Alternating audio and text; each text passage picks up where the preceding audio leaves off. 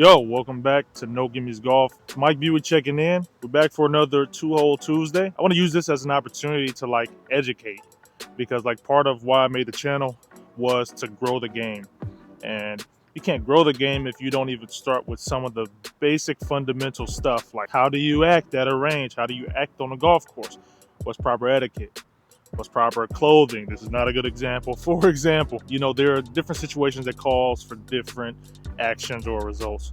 So today's video is about just course etiquette. I'm kind of going to show you just a little bit of the right way to act when you're on a hole, when you're playing with others, and in hopes that this could empower you to feel comfortable playing with other people. Some people feel, man, I'm not good enough to play with other people and I don't know how to act, right? They may feel that way. So hopefully this gives you a little insight into kind of the right way to do things from a golfer's and a caddy perspective. So if you like videos like this and are interested in this series, go ahead and subscribe and let's just get right into the video. We're on the third hole at Jackson Park, right? And I'll kind of take this like a tee to green approach. So on the tee box, this is your first hole. Everybody decides who goes, in what order, whatever. Some people may flip a tee to see who goes first. But if you're coming off of a hole, then it's typically the person who scored the lowest on the previous hole goes first. If somebody got a birdie, they definitely go first. But for the most part, a lot of golfers play ready golf, and what that means is, man, if you're ready, golf. If you're ready, go. Green, it's a little bit different because you may be somebody may be in front of you, you may be in front of them, so you may want to, keep the appropriate order of furthest from the hole. But, on a tee box, typically golfers will typically stand where you're standing right now. All right, but as a former caddy, I would never stand there. I'd be standing right there because when someone's golfing and they're about to hit in my line of sight, that's distracting to some. Some people don't care, especially if it's other golfers, they don't care. But that's like a line of sight thing. So you can either be directly head on with a person or directly behind them. So then when they're in their motion, they don't see you at all. Quiet at all times. When someone's about to hit, people will typically talk. But if somebody's getting into their setup motion, then that's when the talking typically, dies down so they can focus on their shot. So this video is actually focused on one hole today.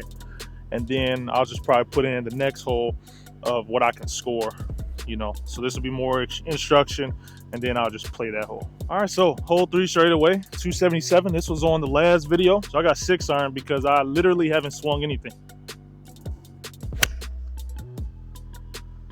Yep, feels good. Look better. Good ball, Mike, and we're off. So you may be thinking, why is etiquette important?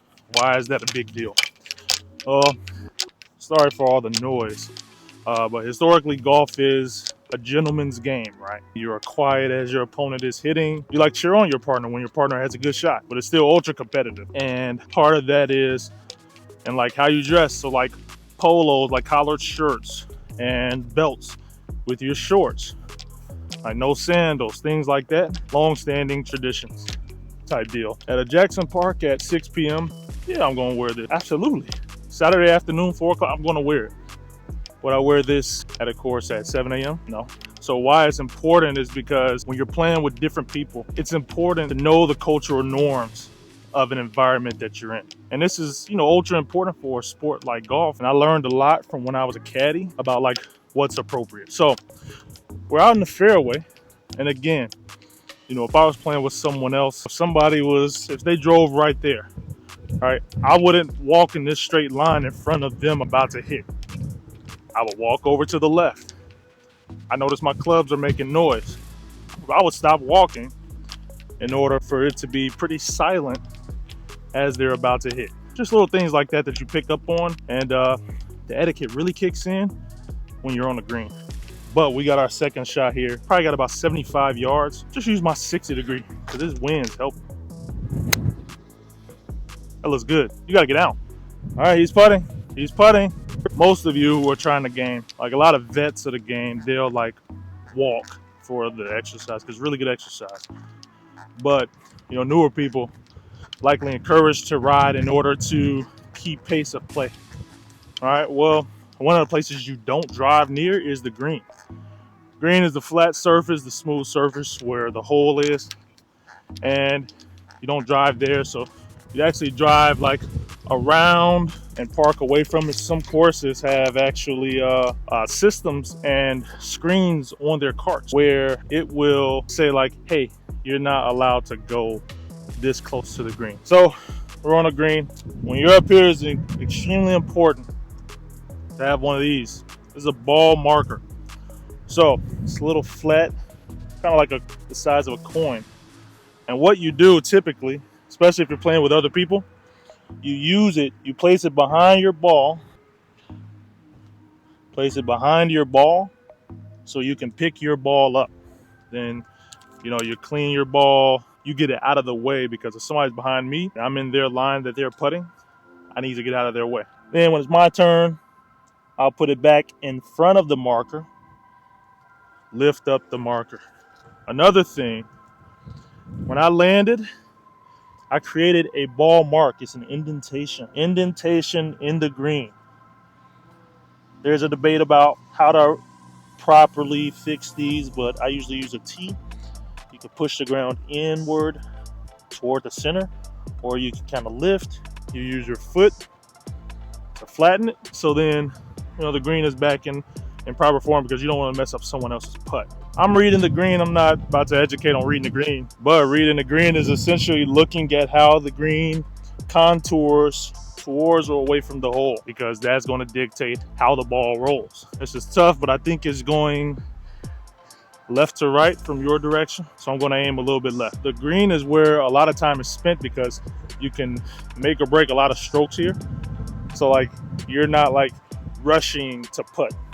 You're not rushing someone else to putt. You can talk while someone's reading, but as soon as they're entering this zone right here and they're about to putt,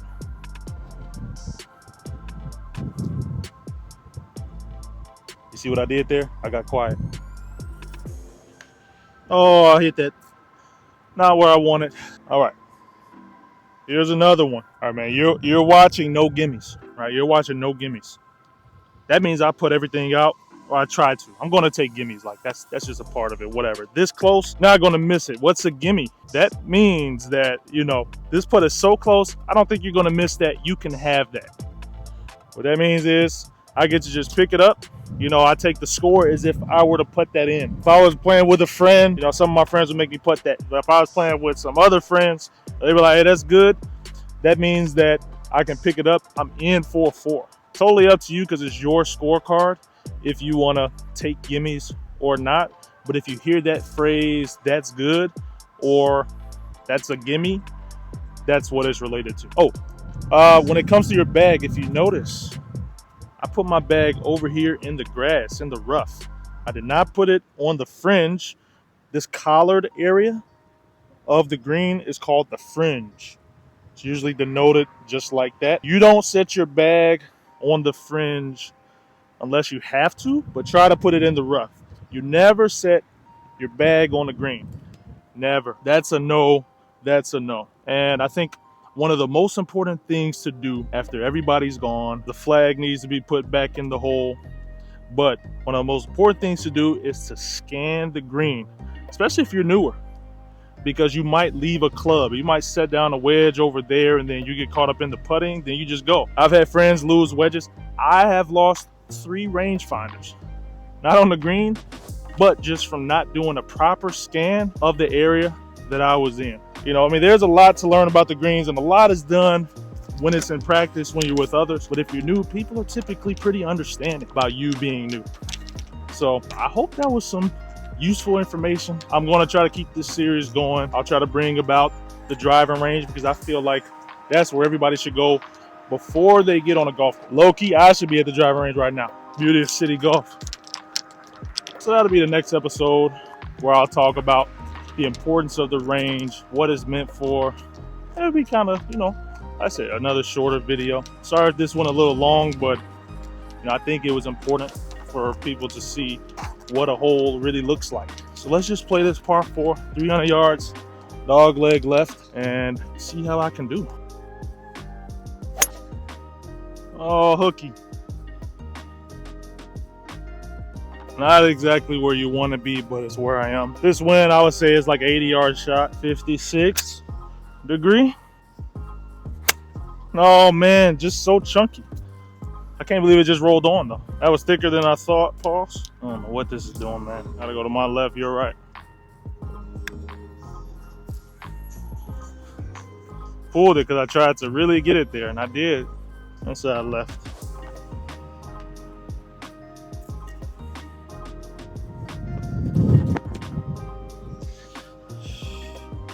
That was fun. Now how you want to end, now how you want to go out. That's gonna do it, man. I hope you enjoyed the video. Hope you enjoyed that. I hope you learned something. I hope it helps out, because golf is a new thing to you if it is. And you know, it seems like just everybody's been there and done that. So this is just a video, hopefully to ease some tension about those trying to get into golf. So hope you enjoyed the video. I got plenty of videos from this year and last year. And I just hope you enjoy it, man, and get out there on the grass. And stay tuned for future episodes of this 2-Hole Tuesday, where I feel this is just my part to grow the game. It's not just like watching me golf, but hopefully there's something you could take away from this. So until next time, man, peace. Coming in, yeah, flex. I just wanna win, yeah.